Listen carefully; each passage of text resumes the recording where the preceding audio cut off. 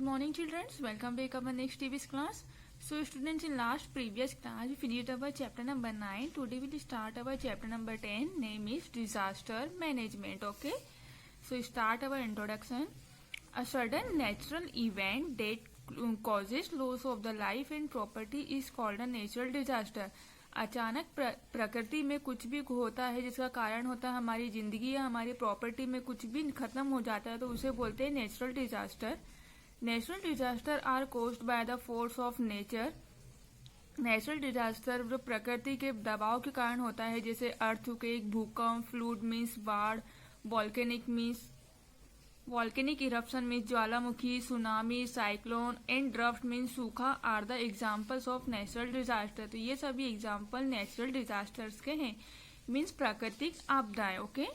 तो देखिए हमारे नेचुरल डिजास्टर्स कौन कौन से. सुनामी जैसे बहुत तेज पानी आ जाना, पानी की बाढ़ आ जाना. अर्थक्वेक या भूकंप आ जाना.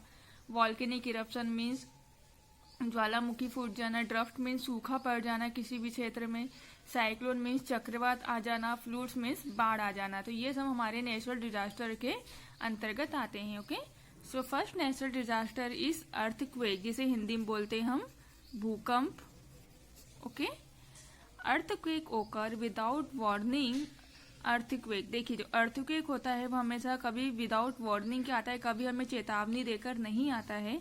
Earthquake can cause buildings and other structure to collapse. और जिसमें क्या होता है अर्थक्वेक का कारण क्या होता है, जो बिल्डिंग्स होती है, जो बड़ी बड़ी बिल्डिंग्स होती है वो खत्म हो जाती है. They can causes fires, floods, landslide और huge waves of sea called to tsunami. और इसके और कारण क्या होते हैं, आग लग जाती है, फ्लूड्स बाढ़ आ जाती है, लैंडस्लाइड मीन जमीन खिसक जाती है, हग वेव्स ऑफ सी एंड जो समुद्र में बड़ी बड़ी लहरें उठने लगती है जिसका कारण सुनामी भी हो जाता है. Most death is an earthquake are due to the collapse of buildings. और अधिकतर मृत्यु हो जाती है अर्थक्वेक के कारण क्योंकि जो बिल्डिंग्स होती है वो गिर जाती है बड़ी बड़ी. The loss of life is greater when an earthquake. और जो अर्थक्वेक होता है उसके कारण बहुत सारी जिंदगियां नष्ट हो जाती है. Earthquake occurs at night when most people are asleep. और जो अर्थक्वेक अचानक रात के समय में होता है जब बहुत सारे लोग सो रहे होते हैं. The instrument used for recording the intensity of earthquake is called seismograph. और जिस इंस्ट्रूमेंट के द्वारा अर्थक्वेक की इंटेंसिटी अर्थक्वेक को नापा जाता है उसको बोलते हैं seismograph. It is measure usually from 0 to 2 on the Richter scale. और इसकी मापन हम रिचर स्केल के द्वारा करते हैं 0 से 10 तक. ओके. अब नेक्स्ट टॉपिक है मेजर ऑफ सेफ्टी. जब भी अर्थक्वेक आता है तो हमें कौन कौन सी सेफ्टी रखना चाहिए. It stuck inside the house during an earthquake. One should take shelter under a table और डेस्क. जब कभी भी अर्थक्वेक आता है तो हमें किसी भी टेबल के नीचे या डेस्क के नीचे छुप जाना चाहिए.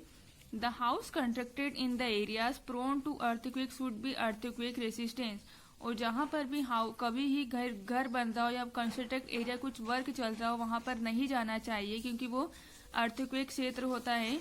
Apartment should be emergency exist. और जहां भी हम घर बनाते हैं, अपार्टमेंट्स बनाते हैं, बिल्डिंग्स बनाते हैं, वहां पे इमरजेंसी आपातकालीन निर्वासन रखना चाहिए. People should move out through this exist and avoid elevators. और यहाँ से लोग क्या होते हैं जब इमरजेंसी एग्जिट बनाते हैं तो लोग वहां से आसानी से निकल सकते हैं और एलिवेटर्स को अवॉइड करना चाहिए. Okay. When an earthquake strikes, people should move out to open space. जब भी हमें earthquake जैसा फील होता है तो लोगों को खुले एरिया में चले जाना चाहिए. They should stay away from any kind of solid structure. और हमेशा किसी solid structure से lamp post and electric transformer और कभी भी लैम्प पोस्ट और जो इलेक्ट्रिक चीजें होती है उनसे दूर रहना चाहिए. ओके. अब नेक्स्ट आता है फ्लूड, जिसे हिंदी में बोलते हैं बाढ़.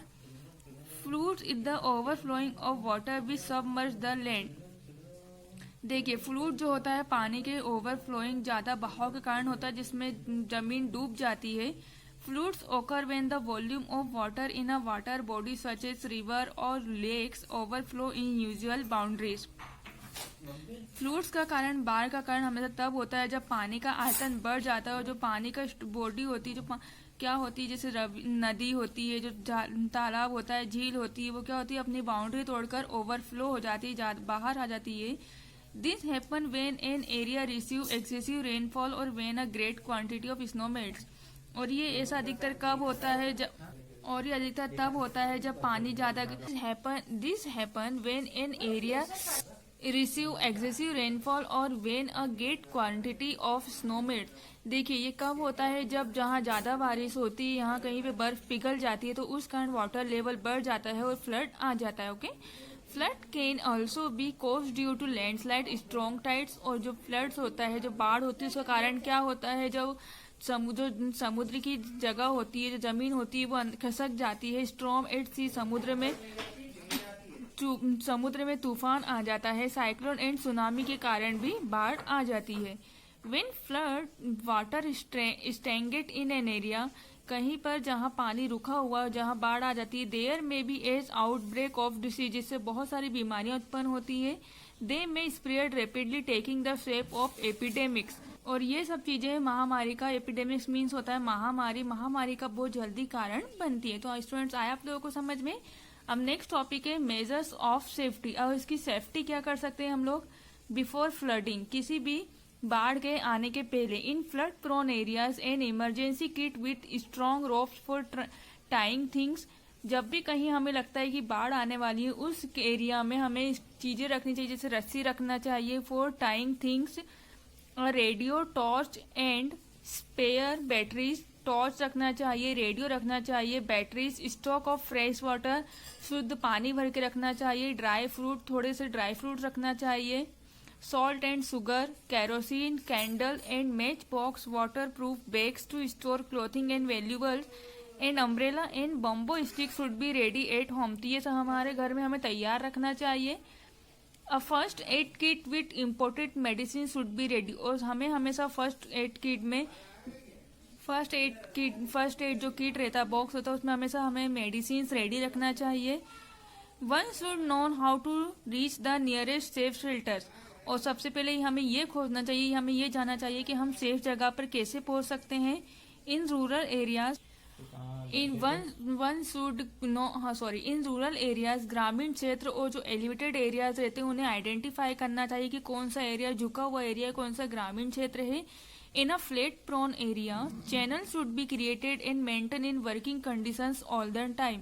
और जो फ्लड आने वाली थी, बाढ़ आने वाली थी, उसके पहले हमें जो चैनल्स वगैरह थे, जो टीवी में, रेडियो में चैनल चलते हैं, वो मेंटेन करना चाहिए, ताकि वो हमें हमारी सारी कंडीशंस बताते रहें। The excess water can be drained off. Okay, tree should be planted as they form natural barriers against water.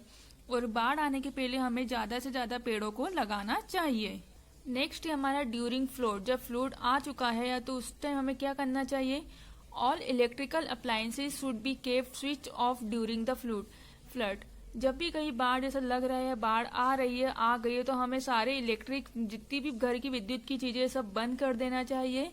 Flood alert always announce on television and radio. और बाढ़ आने के पहले हमेशा हमें अनाउंस या टेलीविजन, रेडियो पे सूचना मिल जाती है। People should match out for all such new reports. और लोगों को ज्यादा से ज्यादा नई खबर को खोजना चाहिए। One should move to upper lifts of building and wait to be evacuated. One should not try to wade through the flood water. और लोगों को बिल्डिंग्स पे चढ़कर रहना, बिल्डिंग्स पे ऊपर रहना चाहिए और इंतजार करना चाहिए। One should not try to wade through the water. ना ही उन्हें पानी में जाने के लिए, उन्हें पानी में नहीं जाना चाहिए, ताकि जिससे वो जाकर अपना रास्ता खोजे, वहां पानी में नहीं जाना चाहिए। सो स्टूडेंट्स, आया आप लोगों को समझ में। इसके आगे का नेक्स्ट ड्राफ्ट हम नेक्स्ट क्लास में डिस्कस करेंगे। Thank you, have a nice day.